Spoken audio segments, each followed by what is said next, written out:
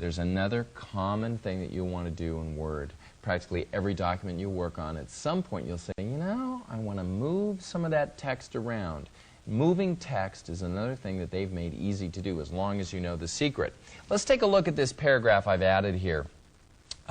Maybe though after looking at it I've said, you know, this bottom sentence, the ending sentence, this product has undergone rigorous testing over the years, I think I'd rather have that open up this paragraph, maybe at the very beginning. Now here's the textbook method for doing it. I'll begin by highlighting across, and notice that if I drag down, just straight down, it's going to highlight everything in between. So I've highlighted that last sentence. Under the Edit menu is the Cut command. What the Cut command does is it deletes whatever's been selected. However, it duplicates it off into a little part of your computer's memory called the clipboard, and it just sits there waiting. And this clipboard remains constant even if you move into another program like Excel. So what I've done is I've said, okay, cut this. It deletes it, but I've still got it saved off in the clipboard. If I move my cursor back up here to the beginning and mark the insertion point, I can now go to my Edit menu and paste in that sentence. And notice what happens. It says, oh, okay, great, no problem. You've got a blinking cursor, you've said paste, and whatever is on the clipboard, that's what gets pasted in. An interesting thing about the clipboard is that even though we've pasted from it, that item still remains on the clipboard. So if I were to go back to my Edit menu and hit the Paste command again, it brings it in again. Well, I'm just going to highlight and delete that. So the textbook method for moving text around is highlight, cut, and paste. Now there's an easier method, and you may discover this by accident. In fact, the first time I encountered this feature, I didn't like it at all. What it does is it lets you move text by doing something called drag and drop. Let's imagine that what I want to do is move this text back where it was. So let's highlight it. Now after it's been highlighted, if you position your cursor over it, notice what's happened to my cursor. It goes from an insertion point into an arrow. Now when you've got highlighted text and you see that arrow, that's Word telling you you're ready to grab this text. So let's go ahead and press, and notice my cursor has this little box symbol next to it. That indicates that it is holding this selection. I move back down to here and let go, and it plunks it in. Now I could have just pressed on it, it's still highlighted. I could have pressed, dragged it up here, and put it in. Doesn't matter where you go. Now I'm going to go ahead and drag it back down here to the bottom.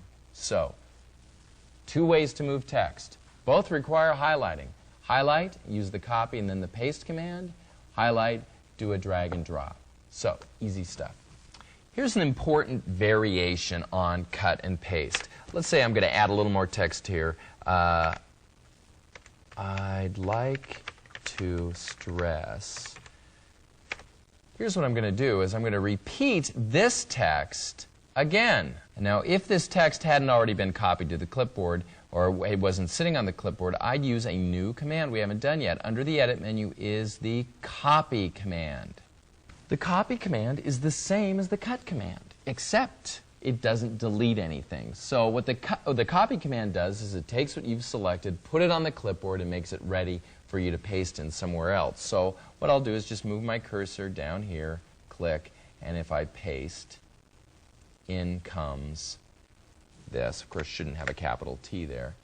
And there it is. So another easy way to duplicate text is simply to highlight, copy, and paste in where you want it. I don't care how good you are with Word, you're going to make mistakes. And if you make mistakes, well, when you make mistakes, you've got to know how to fix them. And so one of the very first commands you need to master is the undo command. Let's make a terrible mistake. Let's say I go to my Edit menu and I hit Select All. Now as we know, if we've got text selected and we just type, like I'm just going to type the word Word, it replaces everything in the document. So if I had 1,000 pages of text sitting there, after I did a select all, I type, it's all gone. Now, you might freak out at this point, but don't worry because you've got the undo command. Now, the undo command really sits in two places. One is here under the edit menu. The very first thing is undo. Most people I know access that through the keyboard shortcut Control-Z. We'll move off and instead use this little guy on the toolbar. This little button is the undo button. And you can see the arrow kind of pointing backwards. It's saying, I'll undo the last thing you did, and it brings it back.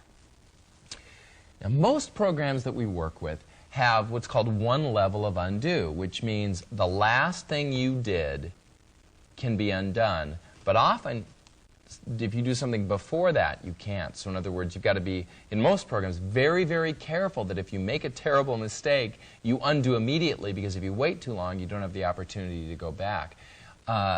This version of Word has got this amazing capability. It's wonderful to go back many, many steps. Let's take a look. Let's go ahead and we'll delete this again. I'll just type a word. Now, clicking this button does send me back one step. But this little triangle here, if I click on it, it will actually let me go back numerous steps. So I can go back to before that last paste that I did. If I click here, I've gone back 3 steps.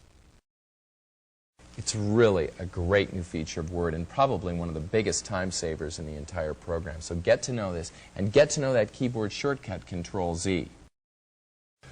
No matter how good you are,